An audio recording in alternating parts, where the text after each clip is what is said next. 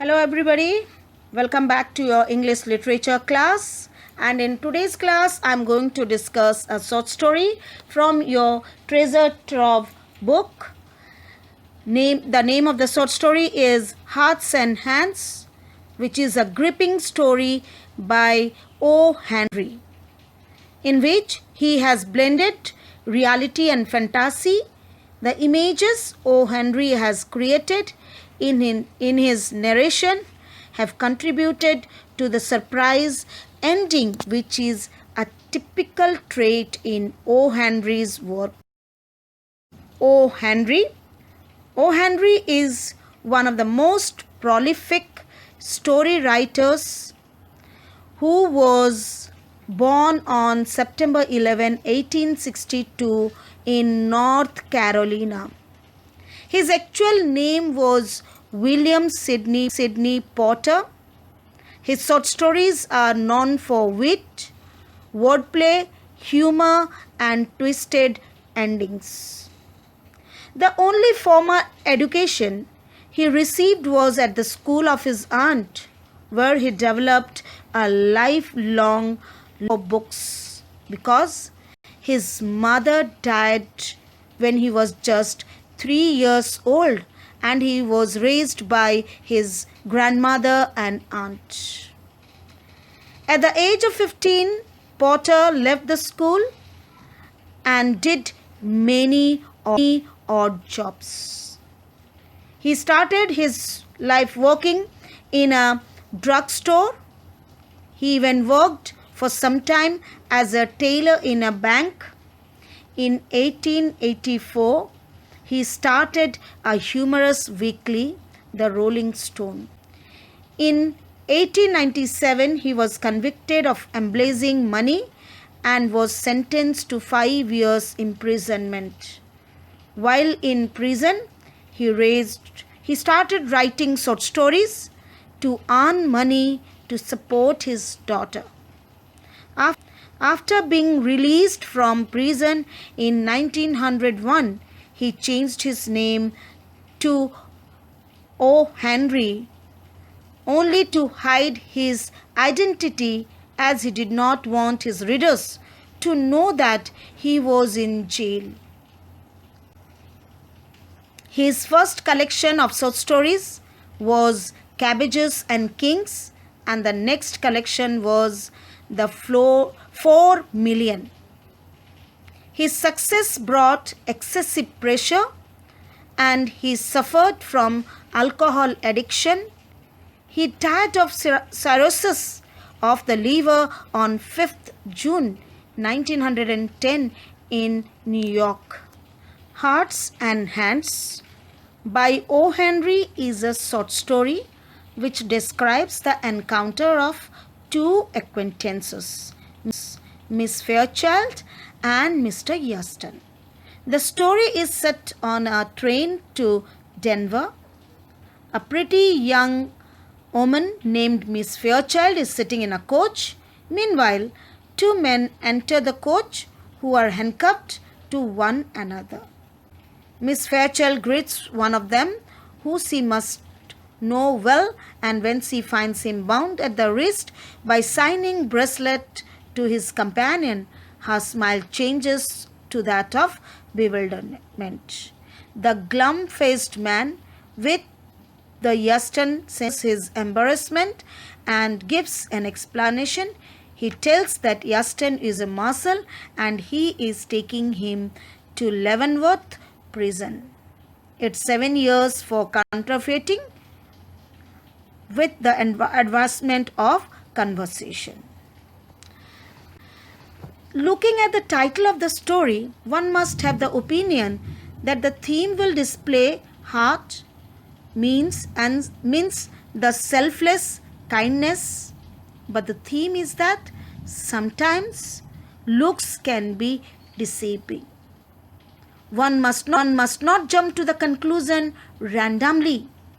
Another theme is that of compassion showed by the ruffled marshal who had sympathetic consciousness for Yaston. The irony at the end of the story makes it more in. Let's get started with the story. Hearts and Hands, O. Henry. At Denver, there was an influx of passengers into the coaches on the eastbound B&M Express. In one coach, there sat a pretty young woman dressed in elegant taste and surrounded by all the luxurious comforts of an experienced traveler. Among the newcomers were two young men, one of handsome presence, with a bold, frank countenance and manner, and the other a ruffled, glum-faced person, heavily built and roughly dressed. The two were handcuffed together. When the train stopped at Denver, there was an influx. Influx means there was a crowd of passengers into the coaches on the eastbound B&M Express, the name of the train. In one of the coach, there was a pretty young looking woman who was sitting reflecting all kinds of elegance and delicacy. Then there were two newcomers who were two young men. One among them was handsome with bold looks and the other was ruffled, glum-faced. Glum-faced means that not having pleasing appearance, and who was heavily built and roughly dressed. The two were handcuffed together. The coach was fully crowded and the two men could find only one vacant seat in front of the young lady.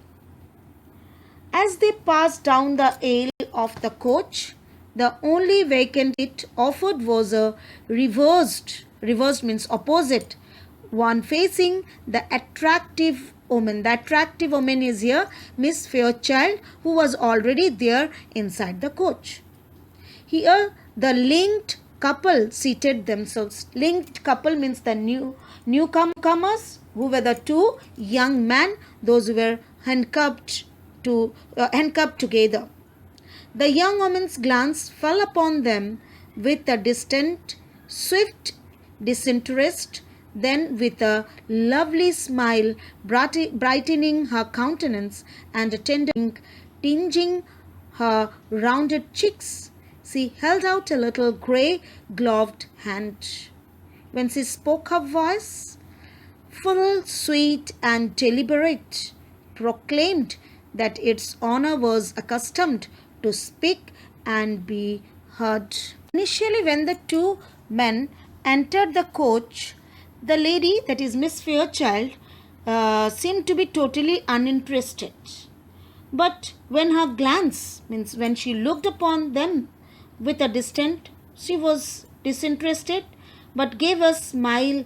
After that, she soon, with a lovely smile, she looked at them.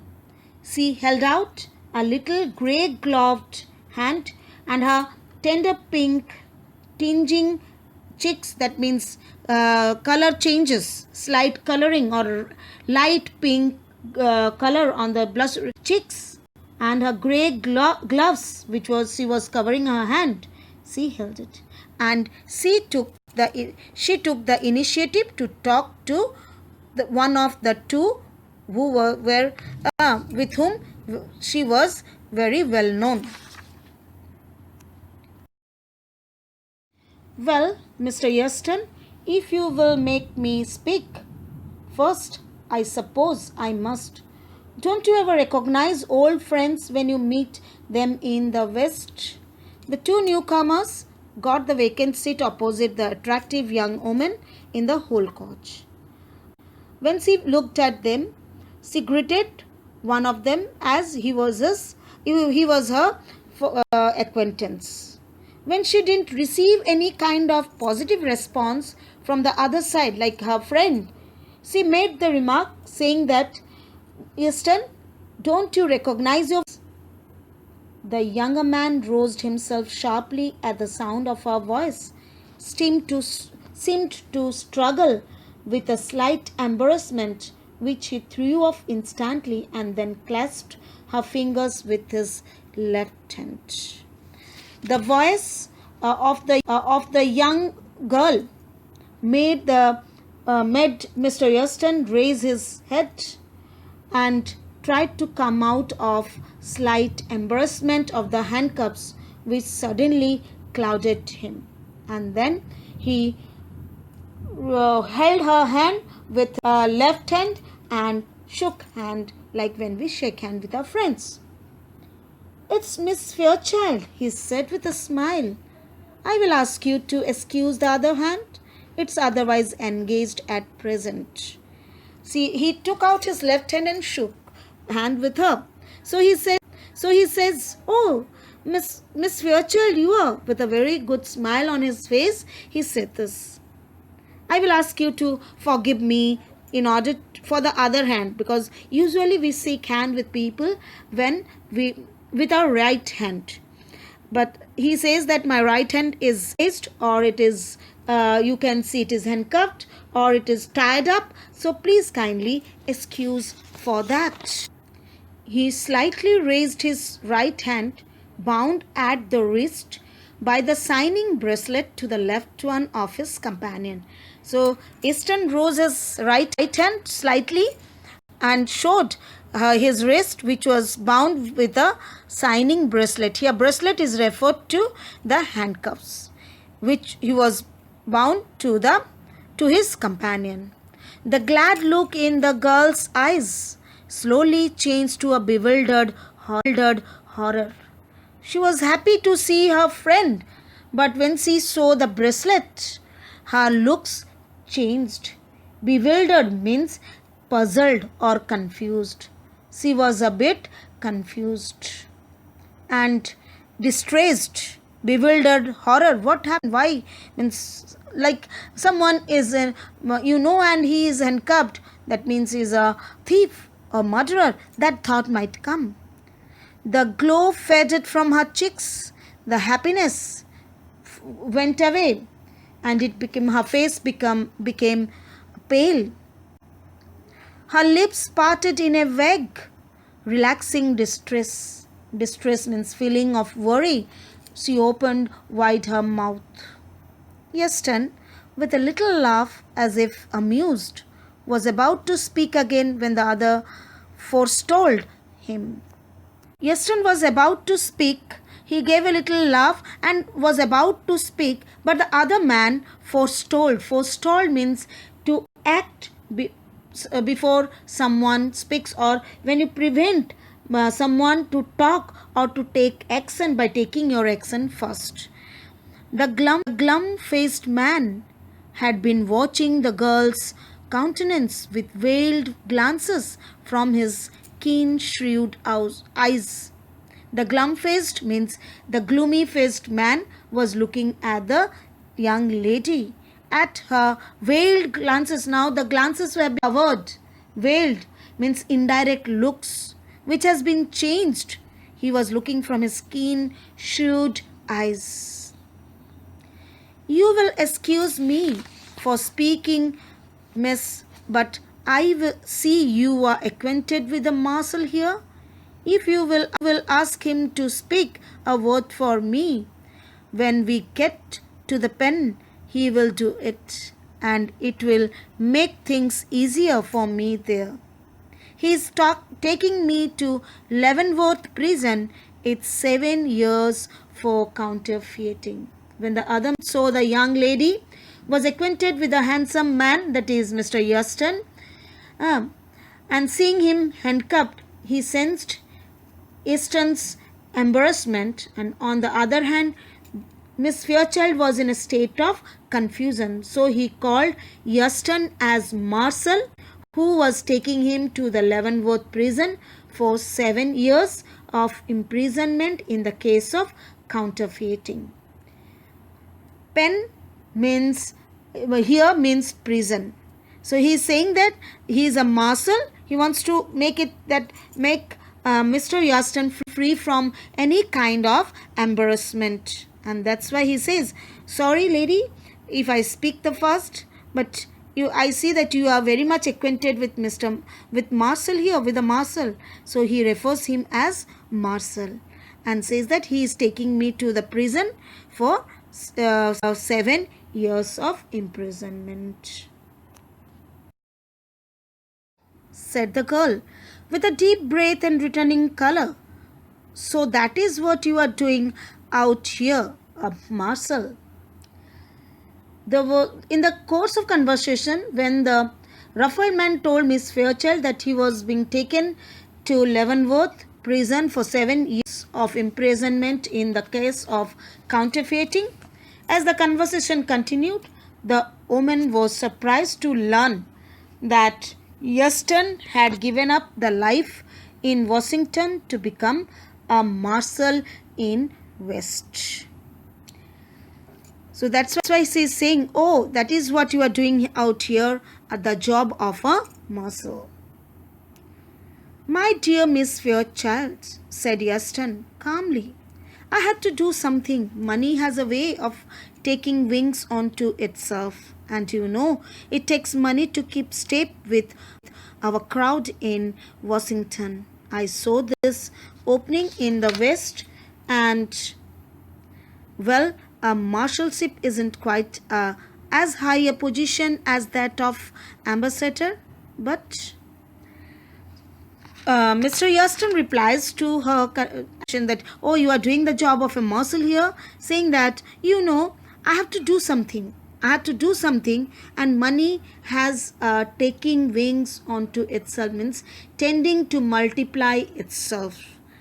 And you know that it takes money to keep step with, to compete with, to cope with the people or the crowd in Washington. And I saw a job offer here in the West, and well, being a marshal, it's quite a high position, like an ambassador.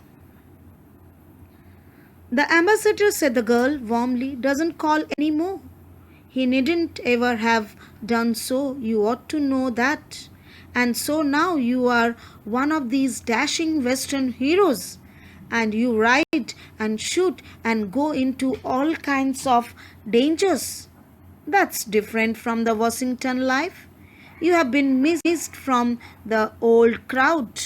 Then she keeps on saying what the ambassador does. She wants to say that he has done a great job by arresting the prisoner, and the ambassador doesn't do all these things. She was very much impressed with the young man and called him dashing Western hero who ride and shoot and face all kinds of danger. But she also adds up that life in Washington has changed, and that's different from, which is different from Washington's life, and you have been missing from the crowd. That means you are missing from your old acquaintances. The girl's eyes, fascinated, went back, widening a little to the rest upon the glittering handcuffs. Miss Fairchild kept on talking, but all the time her eyes were on the handcuffs. She was looking at the shining handcuffs, which was tied to both of the men's hands. Don't worry about them, miss, said the other man. A marshals handcuff themselves to their prisoners to keep them from getting away. Mr. Euston knows his business. The lady, that is Miss Fairchild, continued to chat with Mr. Euston, but her eyes were still on handcuffs. The other man, here refers to the glum-faced man, told her that she should not worry, as all the marshals handcuff themselves to their prisoners, and Mr. Euston knows his business very well. Will we see you again soon in Washington? Asked the girl. That is, Miss Fairchild asked Euston whether Euston is returning back to Washington or not. Not soon, I think, said Mr. Euston. My butterfly days are over, I fear. This is a verbal irony here, as Mr. Yuston was not talking of his good days with Miss Fairchild. Rather, he was talking about being locked up and not being free like a butterfly. So that's why he says not means in a few days or in recent times I'm not going to Washington because my freedom, my happy days of freedom are gone. His freedom had been snatched away because of his wrong act. But Miss Fairchild thought he was talking about his social days. And as he had taken up a job of responsibility, he won't be able to move as freely as he was earlier. I love the West, said the girl irrelevantly. Her eyes were shining softly. She looked away out the car window. She began to speak truly and simply, without the gloss of style and manner. Mamma, and I spent the summer in Denver. She went home a week ago because father was slightly ill. I could live and be happy in the West. I think the air here agrees with me. Money isn't everything, but people always misunderstand things and remain stupid. Miss Fairchild, while talking to Yuston, she said she loved the life at West when she was telling all these things like about Washington and all. Her eyes were shining softly. She looked out of the car window, that is the carriage window. She began to speak honestly and plainly. She and her mamma, means her mother, had spent the summer in Denver, she said to Mr. Yuston, and her mother had gone back to home as her father was ill. The young lady could live and be happy in the West. The atmosphere there suited her. She supported the view of Yuston as the money was not everything. Say, Mr. Marshall, growled the glum-faced man, this isn't quite fair. I'm needing a drink and haven't had a smoke all day. Haven't you talked long enough? Take me in the smoker now, won't you? I am half dead for a pipe.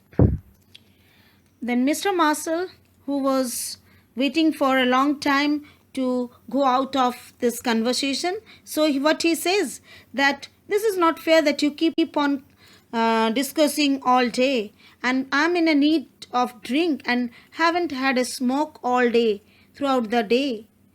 You have talked a long time. Now take me to the smoker. That means a car, a small room in the train, which is an area where you can smoke. So he says, take me to the smoker, and you have talked a long time now. I am half dead for a pipe. Half dead means I want to have a smoke immediately. The bound travellers rose to their feet, Yuston with the same slow smile on his face. The bound travellers refer here to Mr. Yuston and the glum-faced man. They rose from their seat, and while moving, Mr. Yuston gave a same smile, having the same smile on his face. I can't deny a petition for tobacco, he said lightly. He wants to have a smoke, so I can't deny him. In a very low voice, he said, it's the one friend of the unfortunate. So I'm an unfortunate friend that after so many days we met and I cannot talk to you for a long time. Goodbye, Miss Fairchild. He bade farewell to Miss Fairchild and says, duty calls, duty comes first. He held out his hand for a farewell, then shook hand and left. It's too bad you are not going east, she said, reclothing herself with manner and style. Again, while leaving the coach, she dressed up, she combed her hair and dressed up properly and went out and said that it's bad that you are not going east, but You must go on to Leavenworth, I suppose. And you are moving to Leavenworth, I believe that. Yes, said Mr. Yeston. I must go on to Leavenworth, and I have to go to Leavenworth because I am with the prisoner. The two men slid down the ale into the smoker.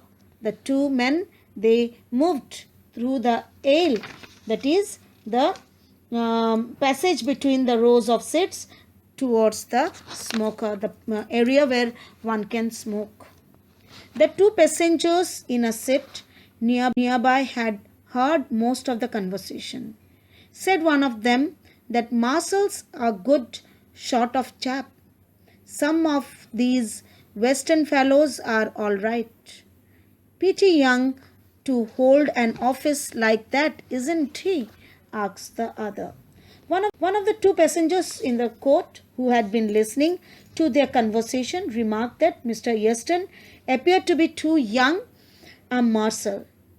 The other was eavesdropping passenger corrected him by saying that Mr. Yeston was not the Marshall, and the other man, surely the Marshall, as no Marshall would handcuff his right hand with the prisoner's hand. Young exclaimed, the first speaker. Oh, didn't you catch on?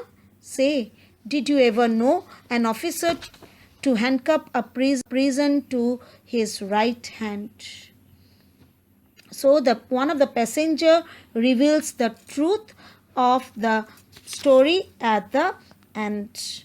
So there is a series of conflict in O. Henry's stories, Hearts and Hands. Miss Fairchild, when she saw Mr. Yeston on the train, she recognizes him immediately. Yeston was handcuffed to the other rough-looking man. He didn't want Miss Fairchild to notice him, but when he was sure that Yeston acknowledged her, she asked him if he was accustomed not to recognize the old friends in the West. But the actual twist comes in the end when the two other co-passengers who had overheard the conversation noticed that a marshal would never handcuff a criminal to his right hand.